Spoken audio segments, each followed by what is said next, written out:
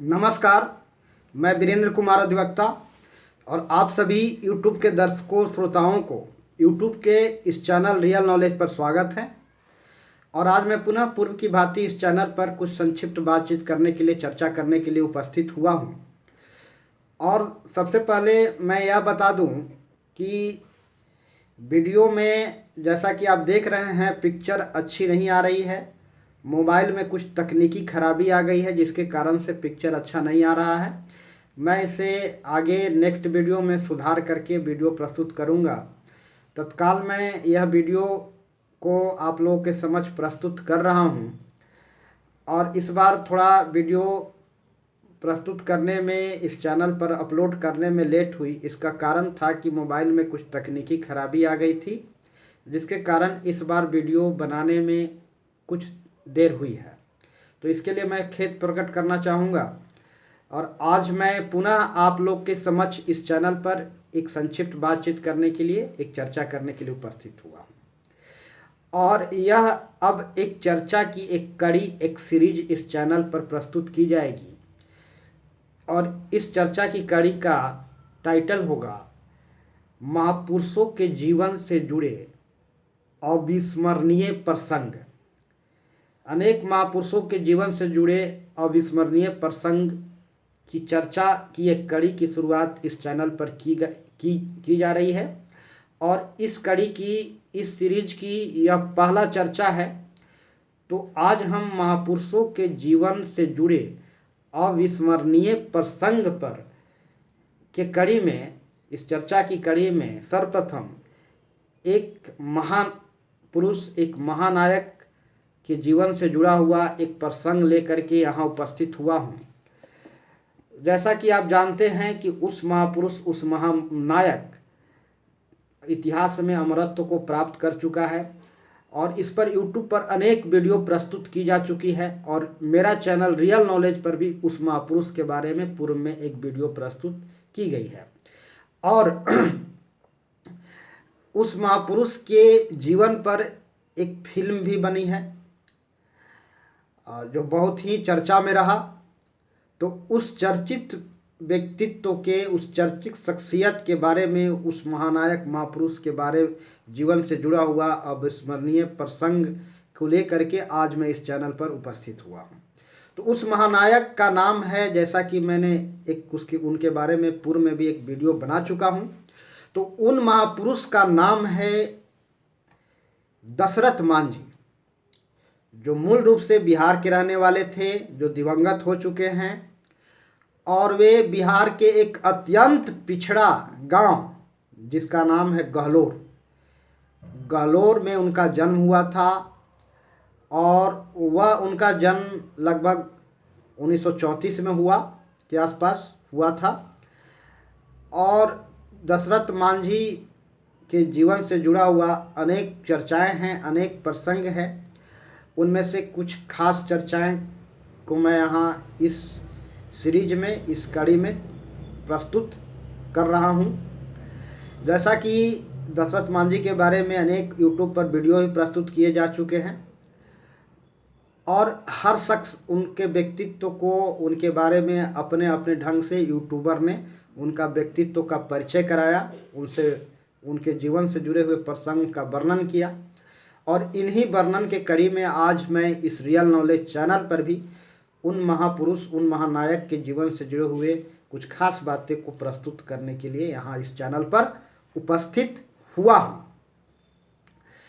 तो जैसा कि हम सब जानते हैं कि बिहार के एक अत्यंत पिछड़े गांव में और एक अत्यंत पिछड़े बैकवर्ड क्लास में उनका जन्म हुआ था।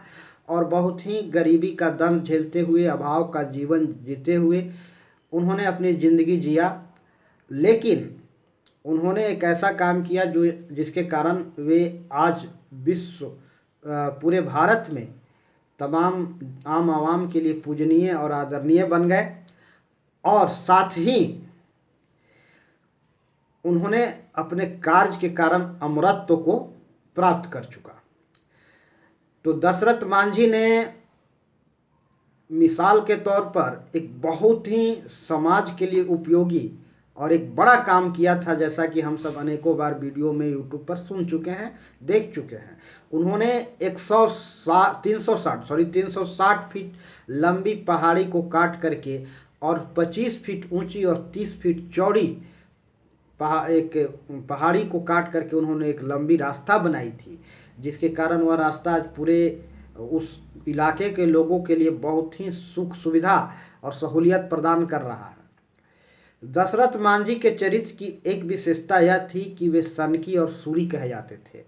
समाज के लोगों ने उनको सनकी और सूरी नाम दिया। स्वाभाविक है, आज के तौर पर ये स्वाभाविक है कि जो लोग सामान्य लोगों से भिन्न होते हैं, जिनकी विचारधाराएं, जिनकी मंतव्य, अवधारणाएं, सोच, दृष्टिकोण सामान्य जन से भिन्न होता है, सामान्य जन के लिए वह एक अजूबा, एक अजनबी ही होता है। और वैसे लोगों को सामान्यतः समाज के लोग पागल, सनकी, सूरी ही करार देते हैं।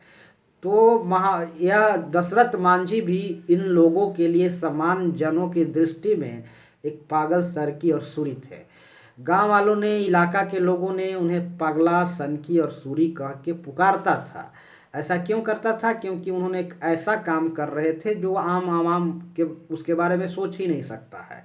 अपने समय में हर कोई सफल होना चाहता है। सफल होने से तथाकथित तात्पर्य है कि अधिक से अधिक लोग पैसा कमाना चाहते हैं, ऊंचा से ऊंचा पद प्राप्त करना चाहते हैं, राजनीतिक पद हो या फिर नौकरशाही का पद हो, या नौकरी करना चाहते हैं, और धन उपार्जन, दौलत कमाना चाहते हैं। और यहाँ तक कि कुछ लोग जो है नाम जस प्रसिद्धि के पीछे भागते हैं।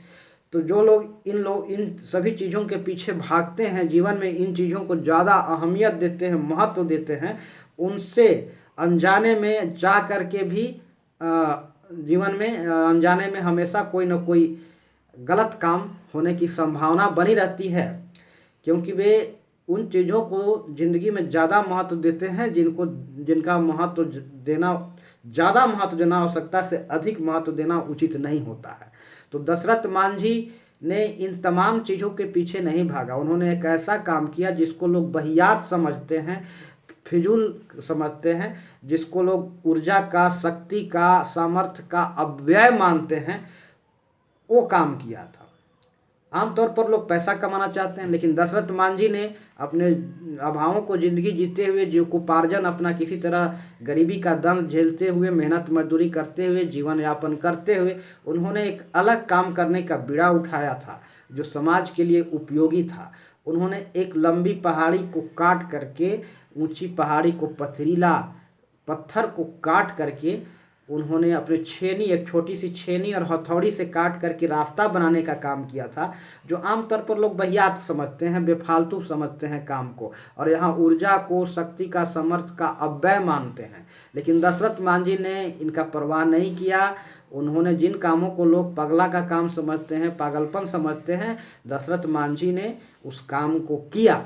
उन्होंने एक लंबी पहाड़ी को काटा और उन्होंने 22 वर्षों तक, 1960 से लेकर के 1982 तक अनवरत प्रयास करते हुए, लगातार प्रयास करते हुए, संघर्ष करते हुए और अपने गरीबी के जीवन गुजारते हुए, अभावों की जिंदगी गुजारते हुए, मेहनत मजदूरी करते हुए उन्होंने एक बीड़ा उठाया था समाज के लिए कुछ करने का। और एक लंबी पहाड़ी को काट करके, एक छोटी सी छेनी हथौड़ी के माध्यम से एकदम कठोर पत्थर को काट करके उन्होंने जो रास्ता, एक रास्ता बनाया जो आम आवाम के लिए, इलाके के लोगों के लिए अत्यंत ही सुख सुविधा और सहूलियत प्रदान कर रहा है, जो अत्यंत ही अविस्मरणीय यह कार्य है उनका।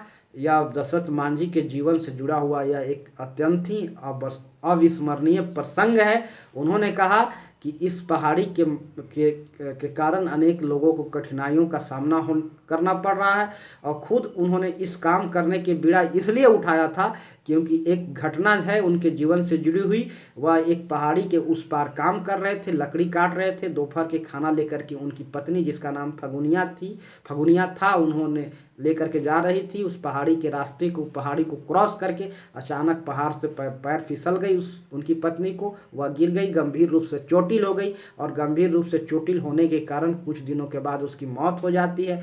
इस घटना से मर्माहत, इस घटना से दुखी उन्होंने यह फैसला लिया दशरथ मांझी ने यह निर्णय लिया कि मैं इस पहाड़ी को काट करके, इसके सीने को काट करके मैं दम लूँगा, चैन का सांस लूँगा।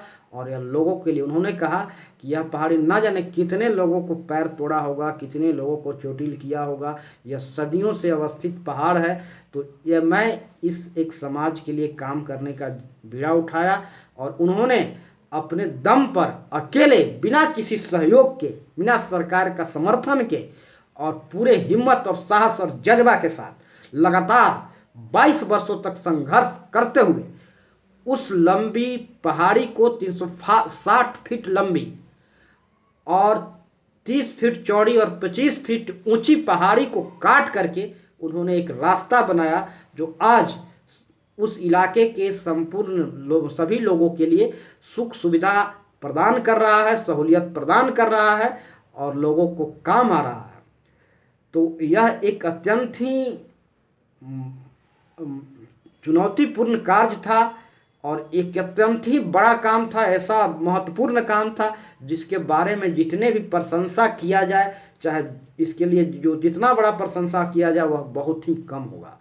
तो यह है दशरथ मांझी जो के जीवन से जुड़ा हुआ एक अविस्मरणीय प्रसंग जो इस चैनल पर लेकर के मैं आज उपस्थित हुआ।